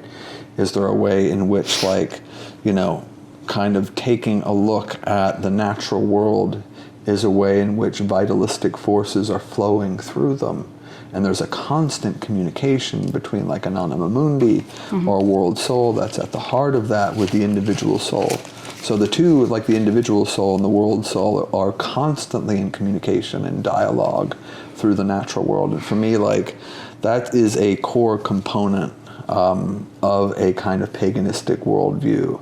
So when I step out into the world, like, if there really is one story, as you said earlier, it's the story of the world soul communicating in many different guises. And there's a way in which if I walk out into a world that's happening, it's a very different relationship. Right. Like, vitally different kind of relationship. And so is there a way of unconcealing that? Is there a way of re-revealing that as something that has always been there, but just simply covered over or concealed? Well, I think to that effect, like, something that I find very present, and what I understand of your perspective, I haven't read all your books yet, I will get there, and in House and in Druidry, is this, and this is my paraphrasing, is I think there's an importance to, at minimum, heavily reevaluating, if not entirely doing away with, this very Abrahamic concept of worship. That fundamentally, there's sort of the expression that, like, when you look up to someone, they're fundamentally looking down on you. And even if that's not true, I do think the Abrahamic or monotheistic, no offense to them, approach to a relationship with the divine, what I would call it, is really not a relationship. You're fundamentally putting yourself on this very lower level, and there's all kinds of, like, Nietzschean commentary that one could get into with that. And I will include also a paraphrase, as I cannot find the exact quote at this moment in time. I greatly appreciate that Nietzsche basically calls people that want to try and escape to their idea of the past as cowards, because it's a refusal to face the present. And I think if we are going to do some version of whether it's Druidry or any form of paganism or an attempt at healing in the realm of psychotherapy, it should be a willingness to face the music. I really, like, no, I don't wish to be unnecessarily harsh, but anything else is cowardice and kind of a waste of your time. So I think taking a step back, like, and mind you, I consider myself theistic, and I do have a patron goddess, and I do heavily, I think there's great value in an approach of reverence when it is warranted. But worship, prostrating yourself, like, that's, it takes away from the experience of that ongoing dialogue of, no, like, my life force means something, like, I am very much part of whatever this is. Yeah, and I think to that end, like, there's a way in which, like, a pagan belief can simply be a masked form of a Judeo-Christian tradition. Yes. Where the very same morality, the very same theology, the worldview, the ethics is just being couched in different terminology. But that spirit is still pervasive there. Precisely. And so, like, what you're talking about is kind of deconstructing that a little bit. Again, like, let's get back to this kind of, like, another beginning in some way. So it's like, let's begin again, and let's say, okay, like, what is this? What does it actually mean to be a pagan? Right. What does it mean to adopt that kind of worldview? What does it mean to have an encounter with a deific form? What does it mean to look at nature? You have to go back and kind of reimagine all sorts of things. Right. Morality, ethics, love, the nature of divinity itself, right. The natural world, all of that. And so it's a radical reevaluation. And so it's almost like, if we want to talk about Nietzsche, it is sort of an evaluation and reevaluation of not only morality, but metaphysics itself. Right. And so there's a way in, like, okay, like, is there a kind of cowardice in taking flight into otherworldly hopes? Like saying, okay, like, meaning itself is placed in this transcendental realm that's above and beyond the flesh, right. That's above and beyond the earthly. Is there a form of spiritual bypassing in that? Is it like a fear-based kind of motivation? And is part of a powerful invitation toward, like, a vitalistic worldview is inviting the person to actually see that as a psychological defense itself. And to say, okay, like, what is the fear that might be driving that? And how do I encounter self, world, and other in a way that is much more interconnected and much more vitalistic, as opposed to simply taking flight based on fear? Precisely. And, like, that's, I think, I don't want, far be it for me to tell anyone what to do. I don't actually care enough to boss anyone around meaningfully, but I think that perhaps like should be that should be one of the first principal considerations for modern practitioners, not like, let me buy the crystals and like take on this like weird, like alter whatever identity and let me like attach myself to stuff I see a lot of it as self-aggrandizement. But one of the symbols that resonates with me the most that I had a very weird relationship with initially is just the symbol of the labyrinth, which you see over and over and over across culture. And in spite of myself, because usually I like to think I'm quite at peace with the idea of a mystery and learning things experientially, I kept having this frustration around like, what does it mean? Like, what was it for? What were they doing with these labyrinths and these sacred sites? And I got this like great book by Nigel Pennick, whose work I really like, on labyrinths and mazes. And it's extremely simple. You have to actually just walk it. That's all it is. And the difference between a labyrinth and a maze is that a maze has all these like nooks and dead ends and many choices. A labyrinth only has one, and that's to either walk it or not. And I think that the tacit invitation there is you either live or you don't. And that, forgive me if there is a should be the point of any of this, of whatever practice. And as I said earlier, like I find asceticism especially poisonous because Druidry, and you mentioned this, I'm going to kind of free myself from the notes though, because they're a little all over the place. Where was I going with this? I'm distracting myself. There it is. You talk about like Druidry as a bridge, and to me, that's again like one of its many merits is like to see everything in connection and relationship and fusion with each other, and not to isolate yourself or alienate yourself. And one of the many aspects of Druidry is like storytelling and conversation, and the point isn't to so one of the many points is to have these cathartic experiences and to embrace death and to embrace ordeal, which I do want to talk about before I forget. But it's not to simply have all these experiences and maybe build all this like occult power and then isolate yourself in a cave somewhere. The purpose of it is to turn it into not just story, but the kind of story that connects people, that brings your people together, whoever they are, whether that was like your village in a historical sense or your family or your chosen family or what have you. The point should be your alchemical experiences catalyze that for other people. Otherwise, there's kind of no point. Like you're not supposed to just be a wizard in a tower somewhere. Exactly. Yeah.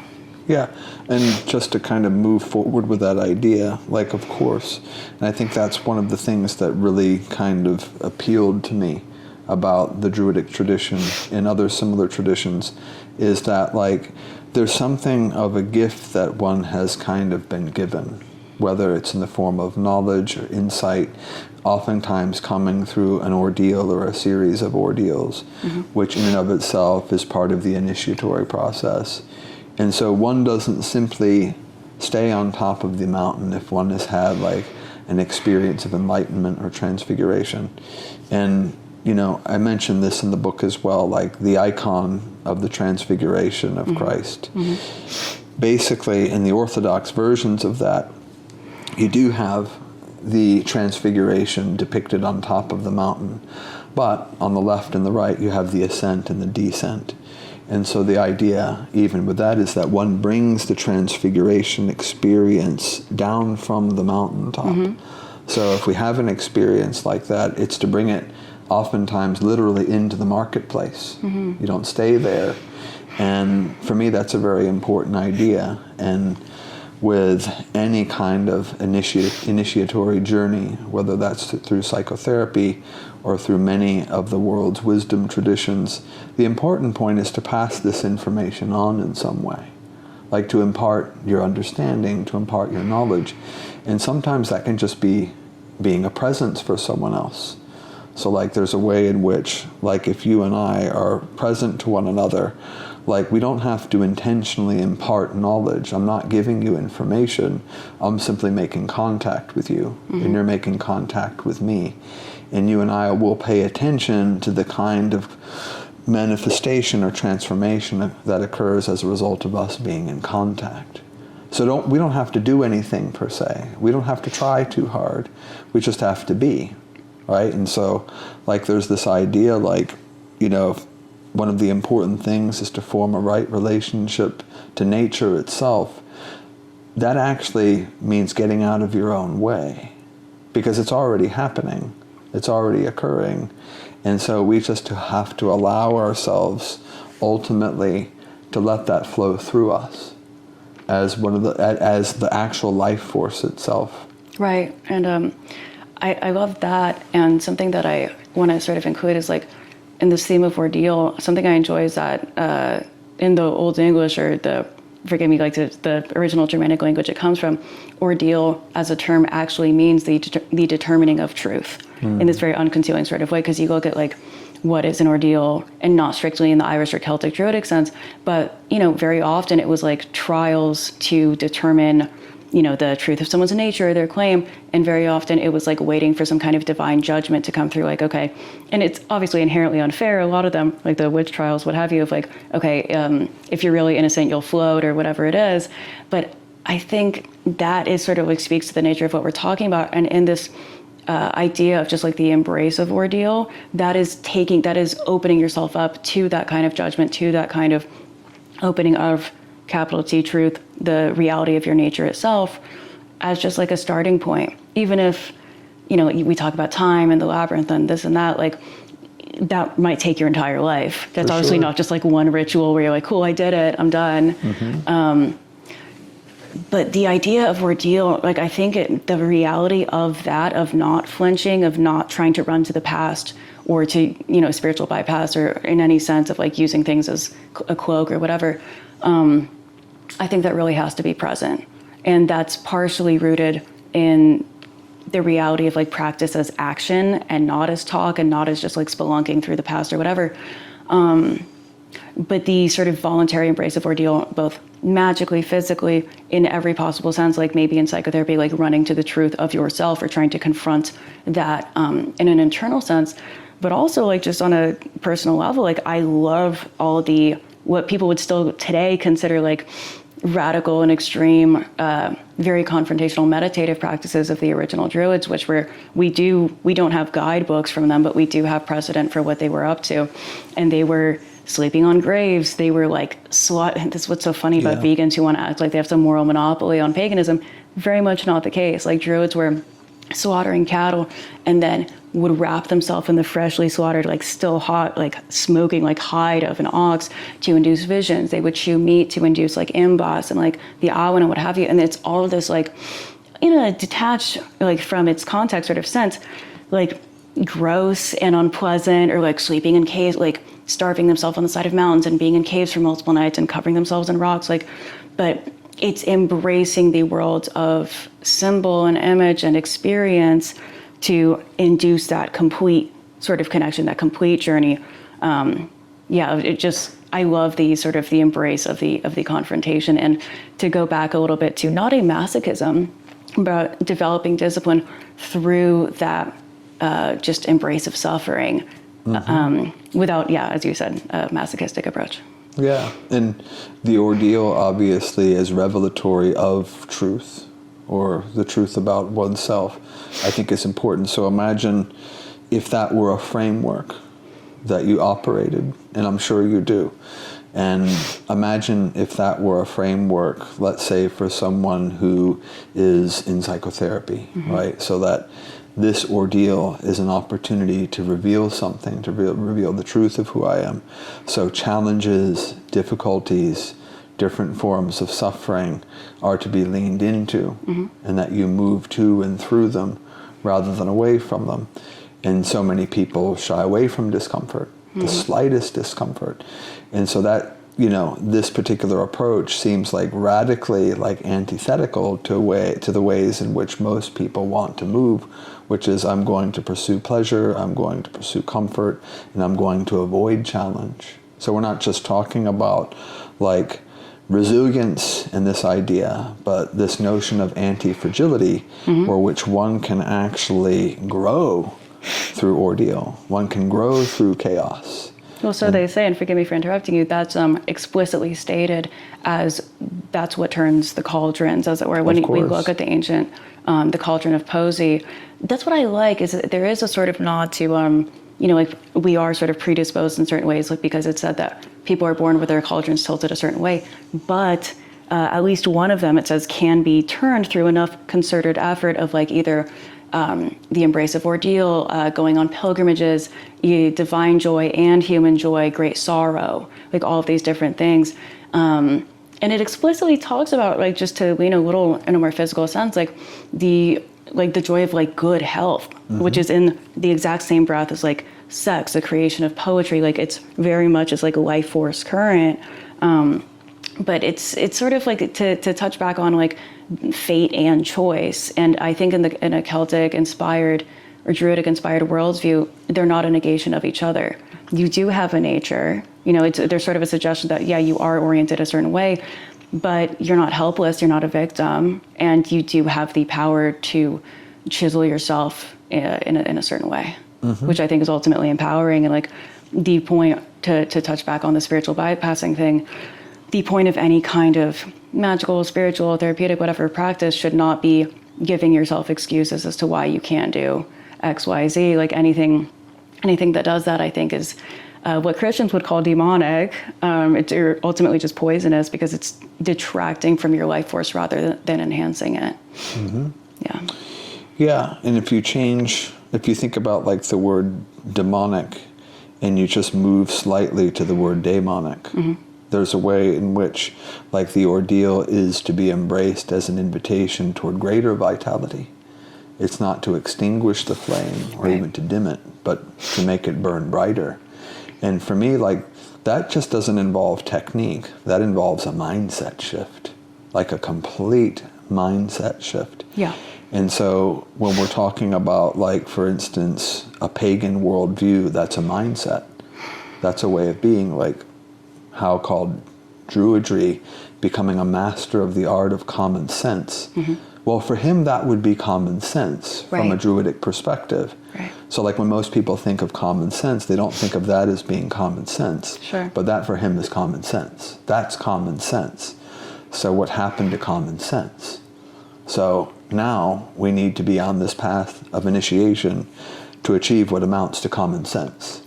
Yes, and I will, I very often try to not sound as if I'm knee-jerking against Christianity because I have no intention to, but when you ask what happened to common sense, I mean, forgive me, there's this, entire religion founded around divorcing you from life, divorcing you from the world, from earth, as if it's evil. And again, that sort of, to me, nods to this, poisonous quality of asceticism. So I think that common sense that Howe is pointing to that's being discussed, it's really that vital, body wisdom. It is. Being in, I consider one of the strengths of, this isn't just Druidry, but really any form of, serious paganism, is that, as opposed to Christianity, which is a religion for heaven, as it were, ours is a religion for earth, not just in it, but for life as it is, and to reckon with life as it is. And I think that the more empirically or atheistically minded people will look at our mythology and this practice of magic as oh, that's woo-woo nonsense. It's at least hopefully, a conscious embrace of the world of image and symbol and what actually resonates with people. And that it's not woo-woo nonsense. It's not fluffy bunny stories. And I think so many of the more atheist-mind Christians fail when they try to make these materialistic arguments of oh, here's why the Bible is literally real. And it's you're missing why people care. Who, for one, even if you're 100% right, who cares?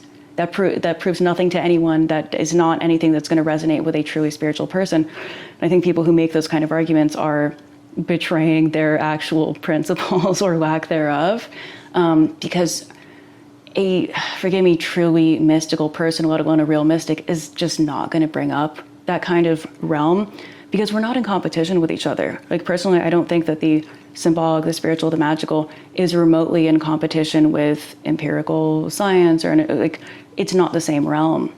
And especially when you look at the embrace of ordeal and this mindset shift, I think there's a tacit, and common sense, there's a tacit invitation to iron sharpening iron, and all skills are complementary of each other. And if we're going to truly be in the earth and embrace a path that is for life, then yeah, quite simply, you have to live.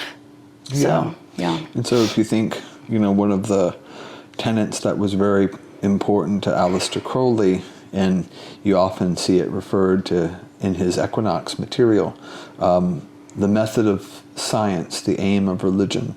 And so you're talking about how myth, symbol, tradition, esotericism, hermeticism is not incompatible with empiricism. Correct, yeah. And so, like, imagine those things coming together, and what do we have? Common sense. That's the kind of common sense that I think Howe is talking about. And that's what I think he's describing in Druidry. Like, how do we get back to common sense? Psychoanalysis and its very metapsychological kind of understanding had divorced itself from common sense. When he was arguing with Jung, he's saying you're detached from common sense. And so, like, we're talking about a very specific understanding of what common sense is. Like, what does it mean to be reconnected with the body, a revitalized body, a revitalized earth, to not looking at demons but diamonds? Like, what would that be like? To looking at truth as a form of relationship, right? These are commonsensical kinds of ideas for him. And for him to be a druid would be to be a so-called master of the art of common sense. Like, that is kind of like his central tenet behind that. And so I think what we're talking about is a way of, like, trying to understand what common sense actually is. So in many ways, like, vitalism is a path to common sense. Quite directly. And I think that there's, when I started taking on the sort of idea of, like, vitalism as the only, so I also don't overly love labels. I think it makes it just polluting any attempt at actual expression. But when I started thinking about the only thing that I would really call myself as a vitalist, and so often, like, the response is like, what does that even mean? What is it? What are you hiding? Like, what are your politics really? And it's like, you're completely missing the point. But it is also kind of a fair question. But I think quite simply, like, especially in the world that we live in now, where we sort of already touched on the life detracting qualities, like, of Christianity a little bit, which I don't want to dwell on too much. Just not to be cliche, but in the day to day, like, people are, it's funny how we call things what they are while being distracted. Like, people who spend too much time on their phone, it's literally doom scrolling, or things are kind of oddly very direct. So we've gone from, like, this asceticism of Christianity to an over pollution of here's every possible distraction, but it's not this, like, vital sensual engagement of physicality.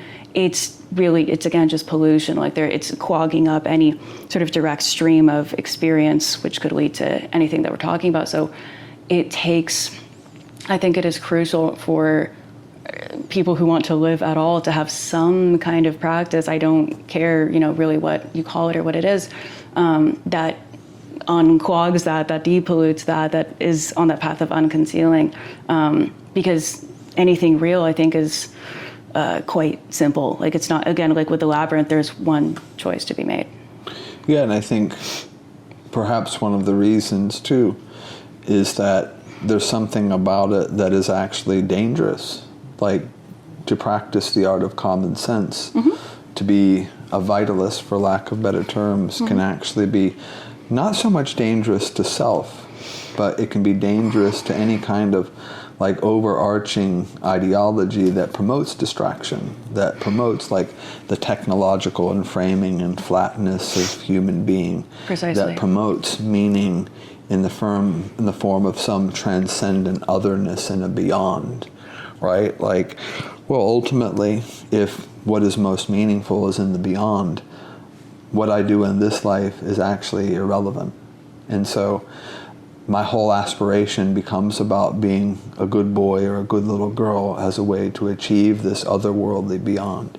So what we're talking about also has, like, political implications as well. And there's a radical kind of rebelliousness that comes from that. There's a Promethean, there's a Luciferian kind of spirit that comes from that, which begins, like, with a profound affirmation of saying yes to life.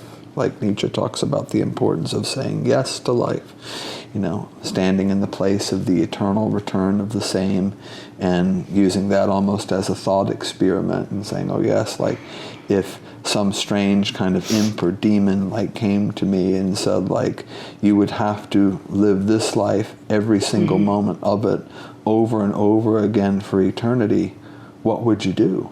Like, would you say yes to it, or would you turn away from that?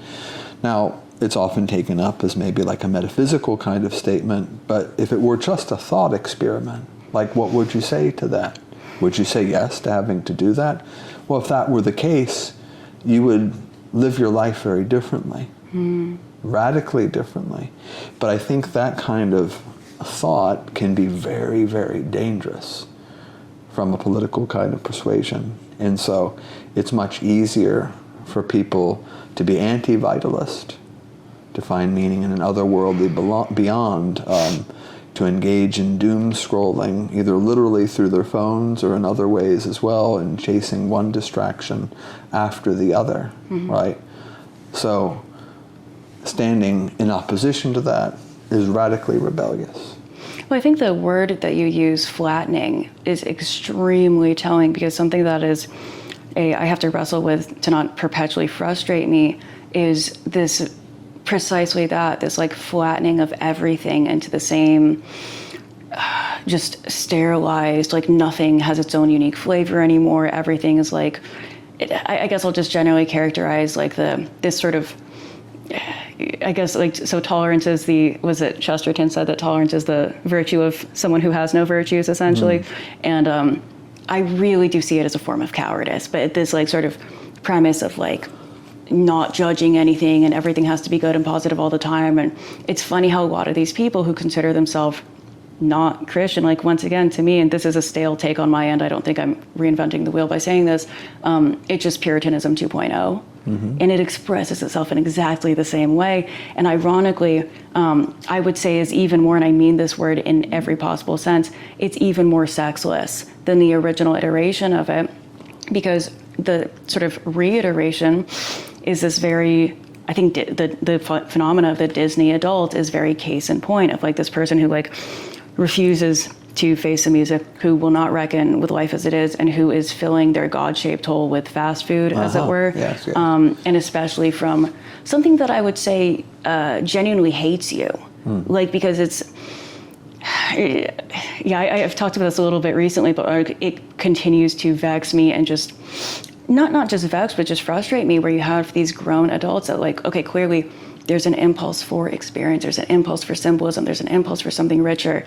And instead of like taking a bottle to the holy well and filling it there, you're taking it to Disneyland and like, what?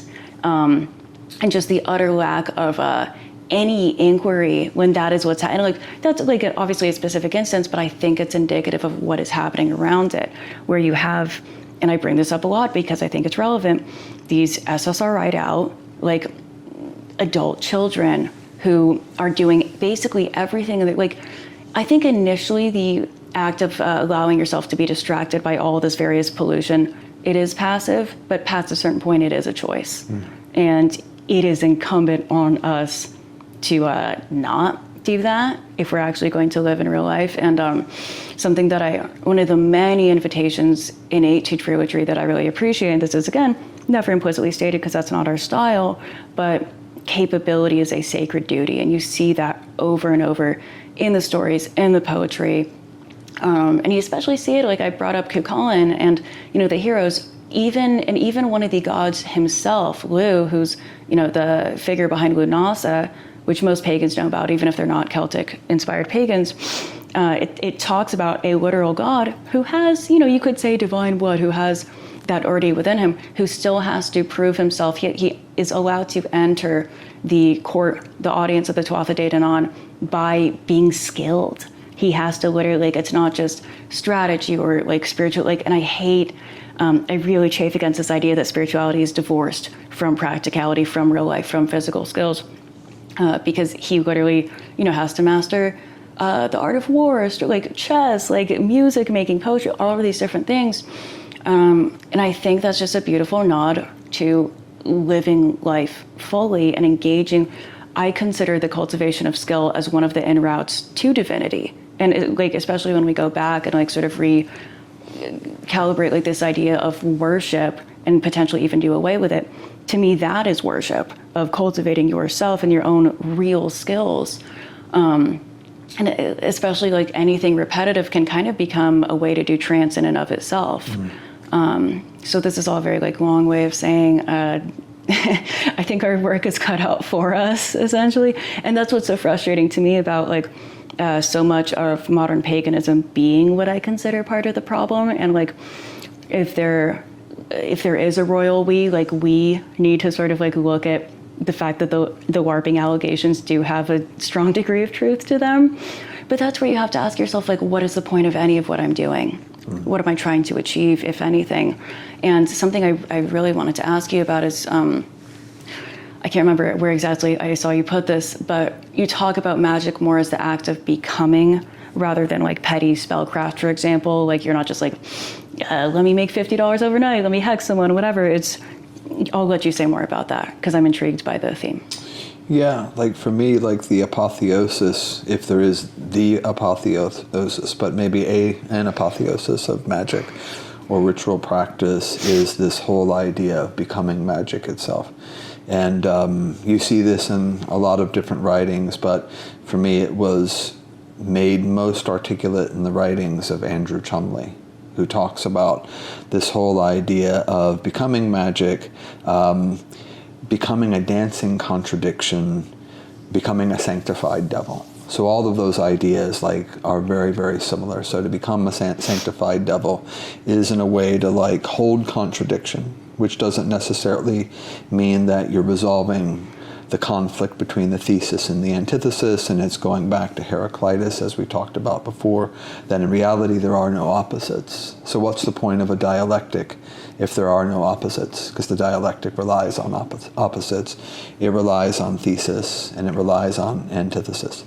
And so ultimately, if there are no real oppositions, if there's no real conflict between seemingly antagonistic forces, what does one do? But one holds that in some way, and one becomes, for Chumley, a sanctified devil. And instead of performing magic, one becomes it. And so if I'm becoming magic, in the language of what we're talking about, I step out into the world, and there's a way in which, to quote Crowley, everything is a way in which God is dealing directly with my soul. There's this constant communication. So whether I'm breathing, whether my heart is beating, whether I'm at work, whether I'm at play, whether I'm in relationship, whether I'm making love, that's magic. You're becoming magic through that very process itself. And so it's this whole idea that ritual space is everywhere. Sacred space is everywhere. The circle is everywhere. And so from that perspective, with that mindset, whatever space one steps into, one is not only becoming magic oneself, but is inviting the other to actually do the same.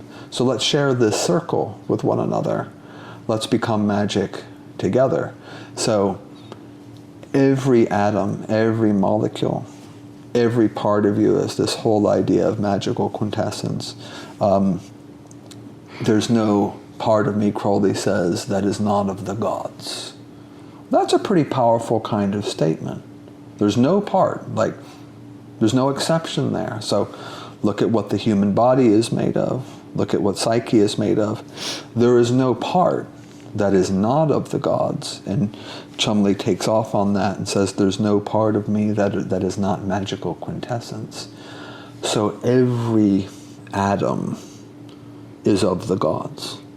Now, what would it be like to inhabit a world or to take oneself up in such a way?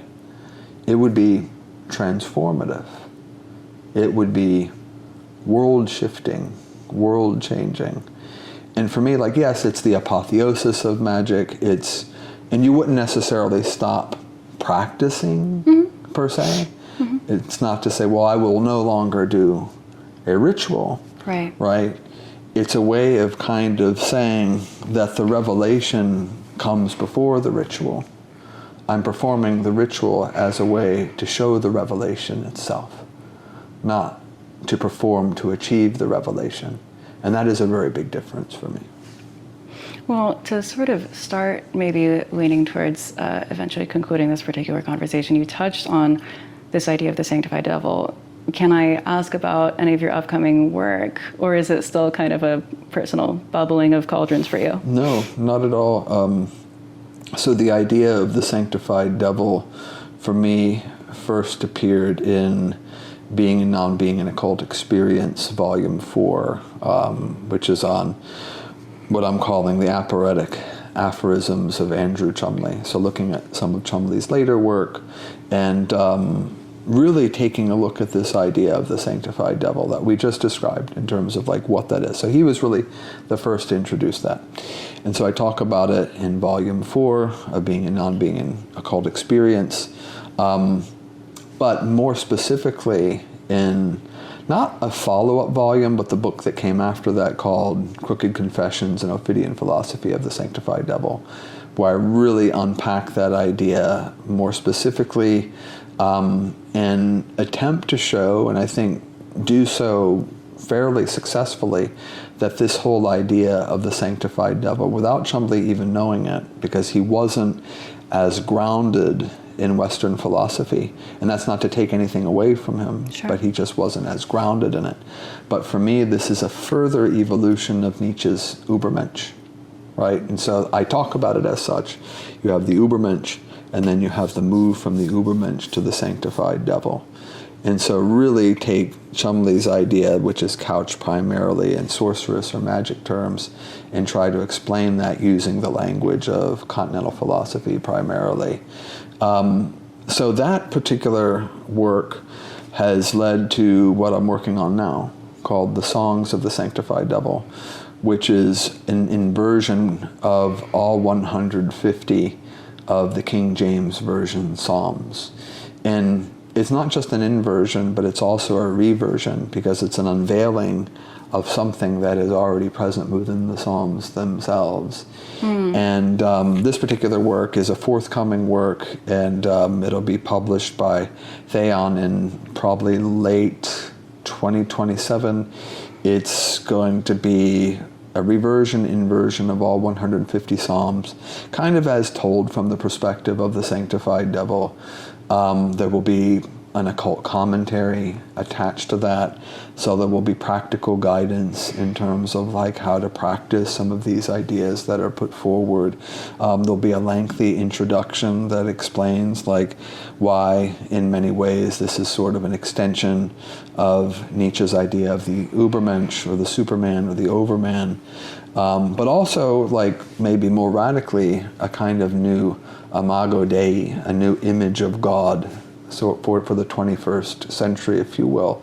So it is kind of making some bold, some very daring kinds of claims, but I feel very strongly about these claims and that there's a lot of merit to them. But if you want like a foretaste of that, like I highly recommend reading Crooked Confessions, because that really sets the tone for the songs of the sanctified devil. And there's actually a partial rendering of the songs in that book as an appendix, and it's the first 31 of them, but they're called Psalms.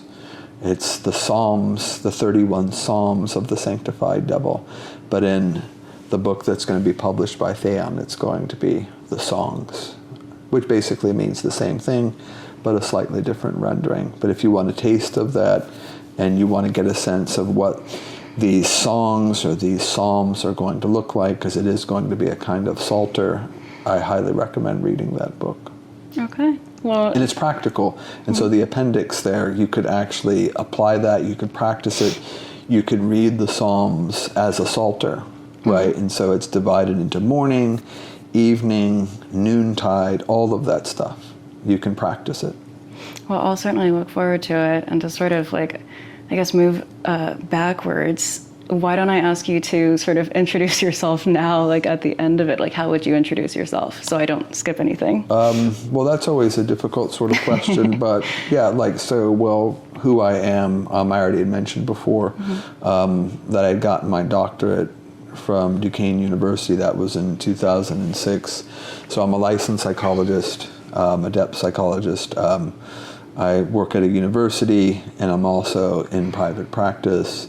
I also do some spiritual direction work. That's part of my private practice. I'm an author, right? And so I've been published by Atramentis Press, Anathema Publishing. I'm consulting editor for Fount Unlimited, and which is a new publication company that seeks to kind of look at the liminal space between Hermeticism and academia. Hermetica 1 has already been published, which many of you probably have heard about and even maybe have acquired. And a forthcoming publication is an anthology on C.G. Jung's Red Book called The Black Tide. So that could appear at some point maybe next year. And I am the primary editor of that volume. And so we have a number, it is an anthology, and so it's this idea that we're going to make occult reflections and meditations on the Red Book, and it's called Black Tide because early on in Freud's relationship with Jung, Freud said to him very clearly, we must make a bulwark of the libido theory, which basically meant that psychological energy for him was primarily sexual. And he said to Jung, beware of the black tide of mud that is occultism. Because he knew that Jung was kind of dabbling into that. And so he said, beware of this black tide of mud. And so, of course, it's fun to actually call the book Black Tide, because in many ways, we're inviting occultists and depth psychologists to comment on the Red Book. So it is sort of the black tide itself that's coming. So there are a lot of well-known authors and thinkers that are part of that anthology, that are making contributions to that. Can't mention who they are now, but at some point very soon we will mention that. Well, that's extremely exciting. Where would you have people find, where can people find you? Or where would you invite them to look into? I think, for starters, you can go to my Instagram. It's Ian Edwards, PhD. So information about all of my books. I also will post other books from other publishers and offer reflections and meditations on them. There are clips from my podcasts that are also there. I also promote myself as a depth psychotherapist and work with a number of people that are practitioners in the various occult traditions that are looking for a psychotherapist that might be sympathetic to their worldview, and as you could imagine, that might be hard to find. And so I'm fortunate to be able to be that person for so many people. But also my various publishers, atramentispress.com, anathemapublishing.com, Theon Publications, theon.com, and also Fount Unlimited. So those four as well. You can find information about me and my works there. Perfect. Well, I want to thank you for your hospitality and engaging in this conversation with me, as wandering as it may have been. And I want to thank you again for introducing people to Hal, to a forgotten ancestor, as it were. It certainly opened up a realm of possibility and just inspiration for me personally. And I do hope that whoever's watching this reads it and is inspired for themselves. So for now, I will just say thank you for listening, but go outside and go do some magic. That's all I have for today. Cool.